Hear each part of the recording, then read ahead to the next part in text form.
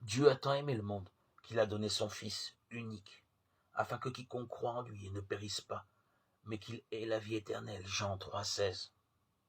Souvenez-vous des prisonniers comme si vous étiez en prison avec eux. Hébreux 13,3. Ma parole n'est-elle pas comme un feu, dit l'Éternel, et comme un marteau qui brise le roc. Jérémie 23,29.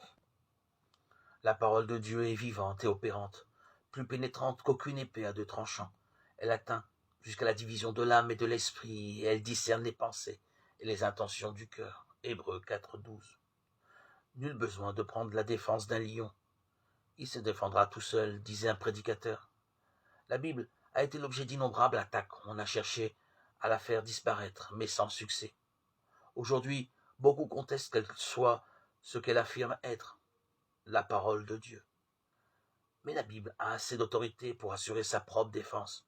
Inutile de chercher à la défendre à l'aide d'arguments humains, qui songeraient à éclairer le soleil avec la lumière d'une bougie. Vous vous demandez si la Bible est vraiment la parole de Dieu. Faites simplement un test.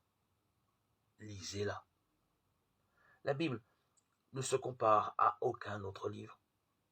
Elle possède en elle-même sa force de persuasion. Elle s'adresse à la conscience et au cœur du lecteur et lui parle personnellement. Elle est vivante et opérante. Elle pénètre et agit jusqu'au fond de son être. Elle peut nous rendre sages à salut par la foi qui est dans le Christ Jésus. Toute écriture est inspirée de Dieu et utile pour enseigner, pour convaincre. 2 Timothée 3, 15, 16. Laissons-la s'imposer à nous avec l'autorité divine qui est la sienne. Ce n'est d'ailleurs pas nous qui la jugeons, c'est elle qui nous juge. Plusieurs ayant entrepris de démontrer qu'elle se trompait ont été remplis de confusion et contraints d'avouer leur erreur. La Bible adresse à l'homme un message invitant à la repentance, un message de salut, de pardon et de paix. Et la réponse qu'elle attend de nous, c'est la foi. Hébreux 4, 2.